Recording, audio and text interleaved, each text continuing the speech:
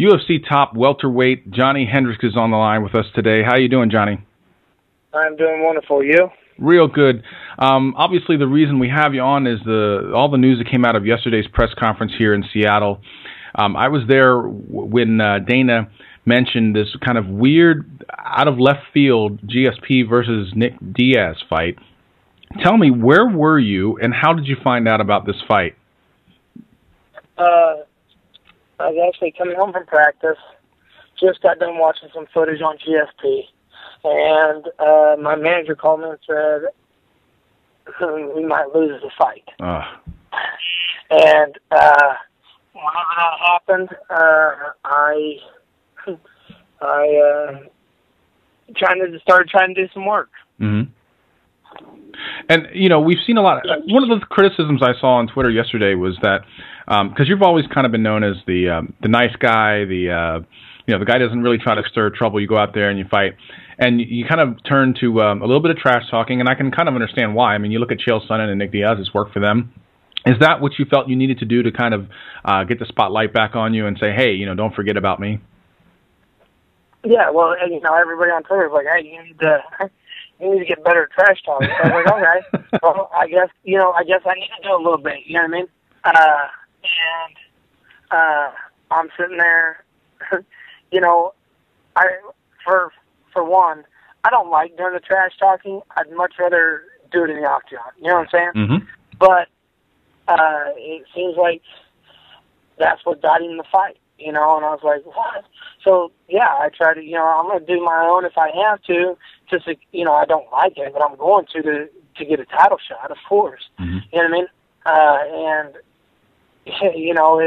It's not me. I don't like doing it, but then again, you have to do it sometimes to get what you want. I see that.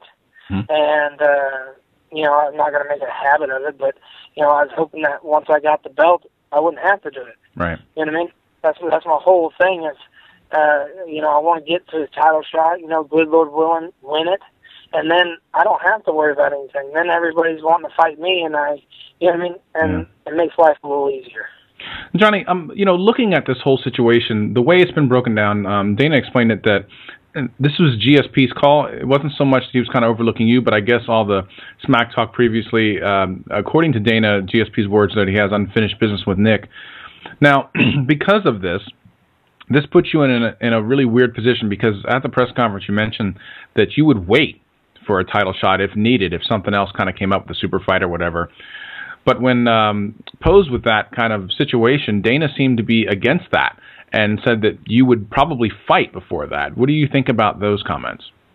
Well, I want to fight. I want to fight GSP. And that's really what I'm campaigning for still. It's not set in stone that he's going to get the fight. And here's the thing.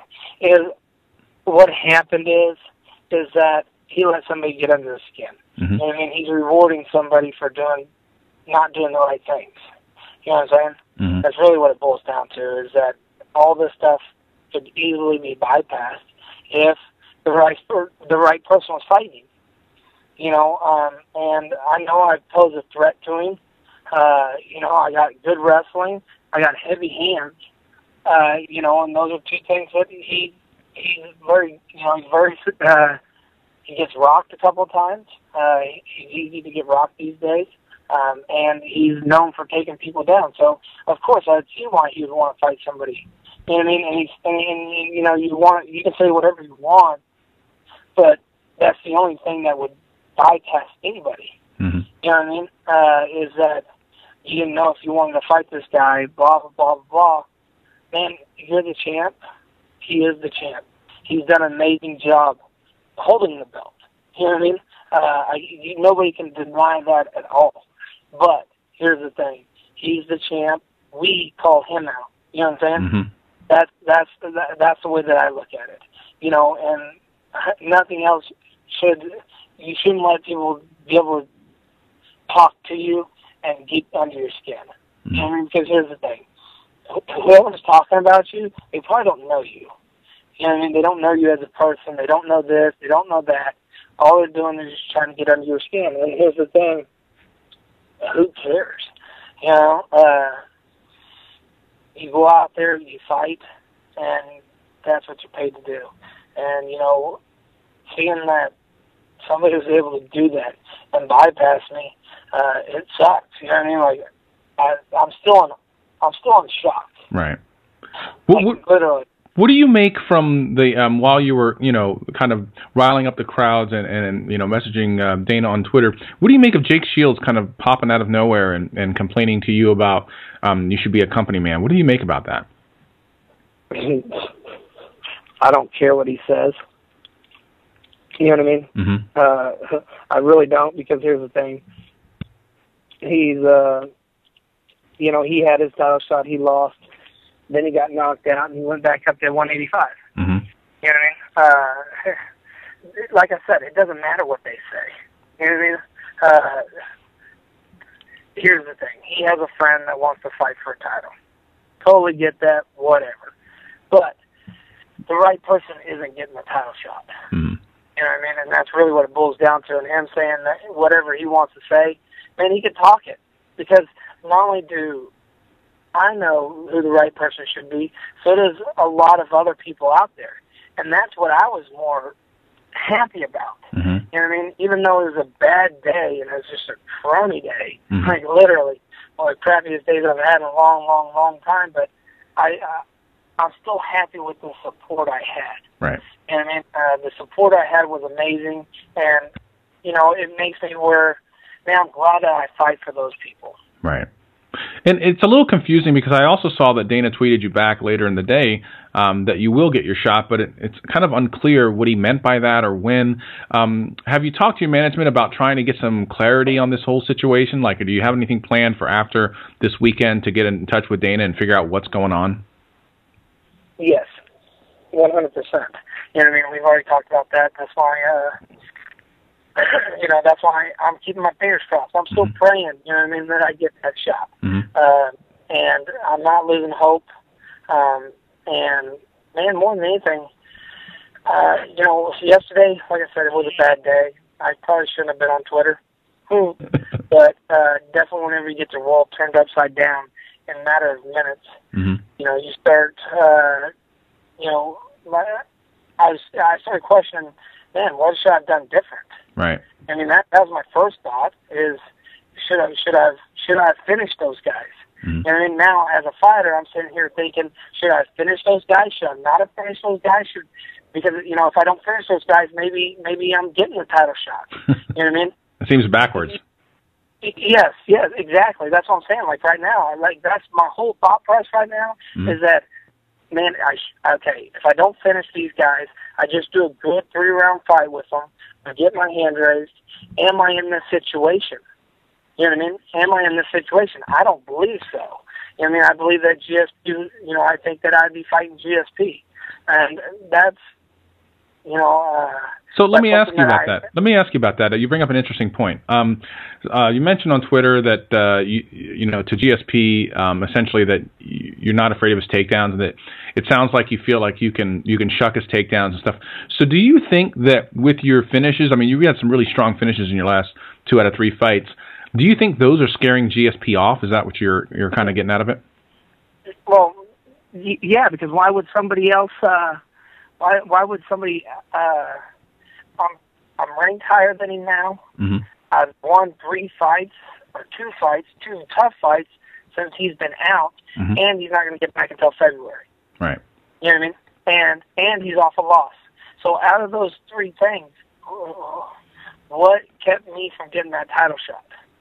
Well, you know one thing I remember, last time I spoke to you, the last time I actually saw you was here in Seattle when you had your fight about a year or so ago, and I mentioned that I saw you in the back press conference area, and I asked you, like, why were you back there? Because you actually weren't on the dais, you were kind of in with the crowd, and you said that you were, you know, kind of learning how to do the whole interview thing, and you were a student of the game. So being a student of the game, knowing that you're probably going to have this important meeting with Dana, I assume in person, and knowing that Dana has said that he was impressed with people like Carlos Condit's passion to really want the title, are you getting like kind of a story together to go, listen, this is my life. This is it kills me to think that I won't get this title shot. I mean, have you taken everyone else who's been successful and kind of come up with a battle plan? Yeah, you know, I mean, for one, it is your life. You know what I mean? It is my life. You know, a chance to be able to maybe beat GSP. You know what I'm saying? How awesome would that be? You know what I mean? To finish that off on your resume. You know, that's something that I want to try. You know what I mean? I really do. And not only that, but that's a life changer. You know what I mean? Mm-hmm. Like this decision is a life changer for me. Meaning that if I get a title shot, I win. It changes my daughter's futures. Mm-hmm. You know what I mean? And that's what I fight for. I fight for my family. You know what I mean? I fight for my daughters. I fight so that way they don't have to live the way that I had to growing up. You know what I mean? Work hard, do all these things. I still want them to do that, but if they want to do something, I can say, all right, guys, let's go do that. You know what I mean? I want them to enjoy life. I want them to have some things that I didn't have. Right. And, you know, and this right here it might change that. You know what I mean? And if you don't get the title shot, who's to say, you know, I know I can go out there and win, but who's to say that you don't know when you walk in there? You want to believe you can win every fight. Right. You know what I mean? But who's to say you go in there and, man, something happens. You know, you're throwing a punch, you dislocate your elbow, you block a kick, you crack your, you know what I mean? Mm-hmm. There's so many things where you break your hand in the first round. Then you can't punch the guy. You can't really wrestle the guy because you can't grip. I mean, there's so many factors that play into you could lose a fight or you could win a fight. Mm-hmm. You know what I mean? And knowing that I've done so much to get here and fought these guys, and to know that I'm getting passed up by a guy that hasn't done anything for a year, and he's coming off a suspension, is getting in front of me, man, it kills me. So just two more questions real quick, because I know you're busy. Everyone obviously wants you today.